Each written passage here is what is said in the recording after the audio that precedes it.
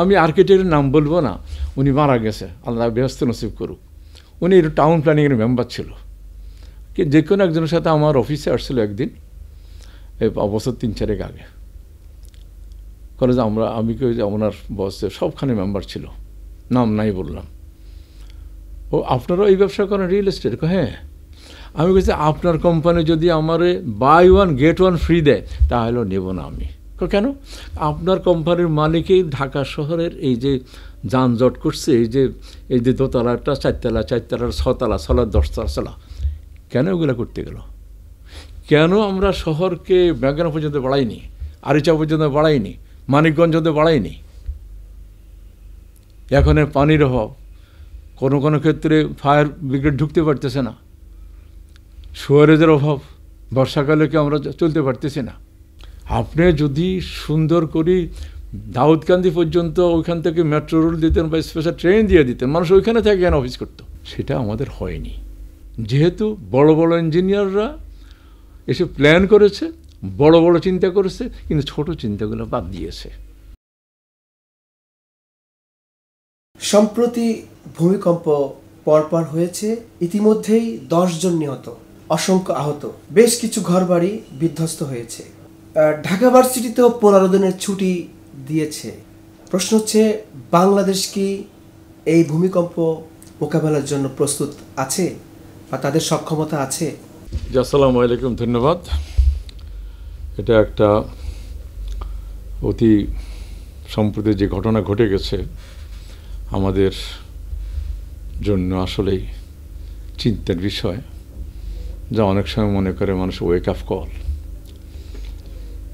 পরপর এরকম ভূমিকম্প হয়েছে, আর শুক্রবার দিন যেটা হয়েছে সেটা 10টা 40-এ মনে হয়েছে সব ভাঙচুর হয়ে এখনই শেষ হয়ে যাবে। 15 সেকেন্ড, আরও 15 সেকেন্ড হলে হয়তো তেমনই হতো।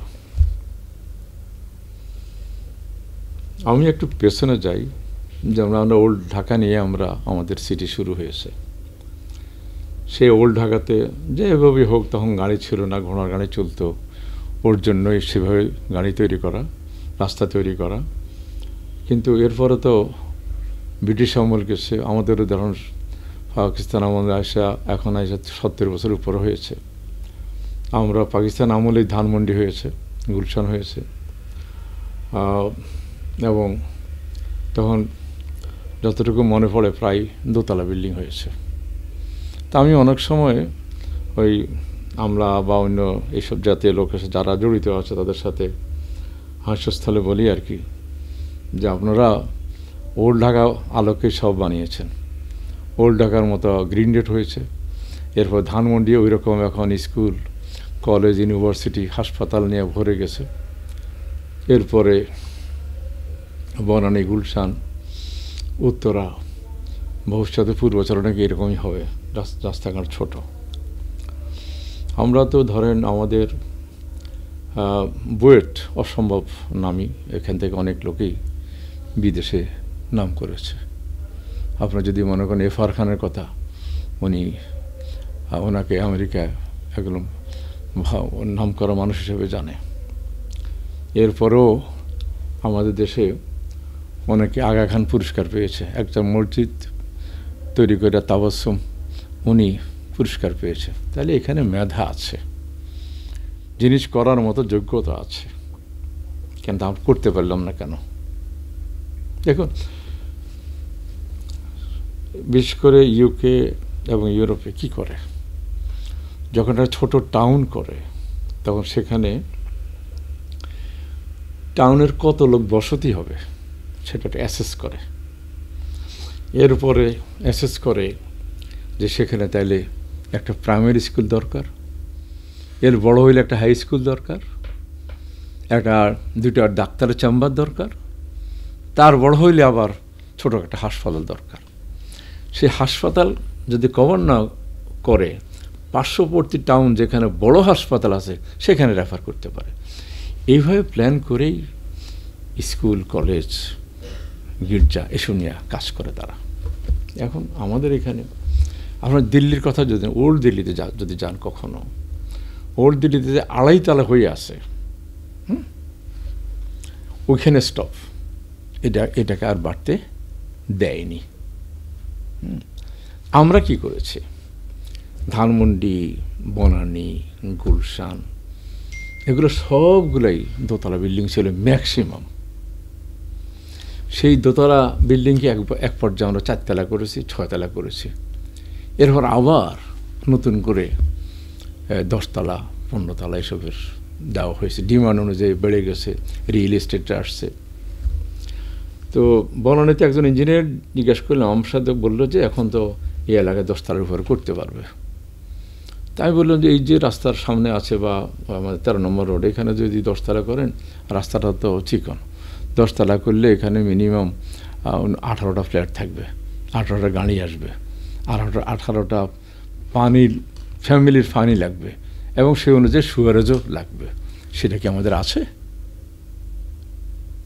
এখন সবাইকে পানি টেনে নিতে হয় মেইন রাস্তার থেকে, করতে না কোনো সমস্যা নাই। আমি বহু আগে ইটালিতে গিয়েছিলাম, ছোট্ট একটা শহর, এই মুহূর্তে নামটা অস্টোরিয়া নামে একটু মনে হচ্ছে, এরকম 200 বছর পুরানো শহর। আমি দাঁড়িয়ে দেখলাম যত দূর চোখ যায়, নাক বরাবর বলি আর কি আমরা, গাছপালা একটু হিলা নেই, সোজা। তেমনভাবে শহর তৈরি করে, তেমনভাবে ভবিষ্যৎ কথা চিন্তা করে। আপনার একটা গল্প বলি আপনাকে। গল্পটা হলো এরকম, আর্থার সি ক্লার্ক জোন নামে একজন লেখক ছিল, কে শ্রীলঙ্কান বিয়ে করে শ্রীলঙ্কাতেই থাকতো, কলম্বোতে। সে সারা দুনিয়া বেড়ায় ঘুরত, আর সায়েন্স ফিকশনের উপরে আবার নতুন নতুন জিনিস উপরে বই লিখত। এরকম কিন্তু সে সায়েন্স ফিকশনের উপরে লেখার সময় সে সবসময় টেলিকমিউনিকেশনের উপর বেশি জোর দিত। এই জন্য এই লোকটাকে সবসময় জেনেভাতে যখন কমিউনিকেশন কনফারেন্স হতো তাকে সাথে রাখত। একবার দেখলাম সে ফোরকাস্ট করছে এই ল্যান্ড টেলিফোনটা এটা হাতের মধ্যে চলে আসবে। তখন মোবাইল সেট টেট এগুলো কোনো কারোই কিছু জানা না, আমাদেরও জানা নাই। তা আমি বললাম যে এই টেলিফোনে হাতে হাঁটবো কেমনে? এটা তার ফোর্সই ছিল, তার দর্শনে এটা চিন্তা করছে যে এরকম একটা টেলিফোন হবে। উইদিন 5-10 ইয়ার্স সে মোবাইলটা হাতের মুঠে চলে আসলো। এখন মানুষের মোবাইলে কথা বলে জাপানে, কিন্তু মনে হয় নেক্সট রুমে কথা বলতেছেন। এত সহজলভ্য সব কিছু। এখন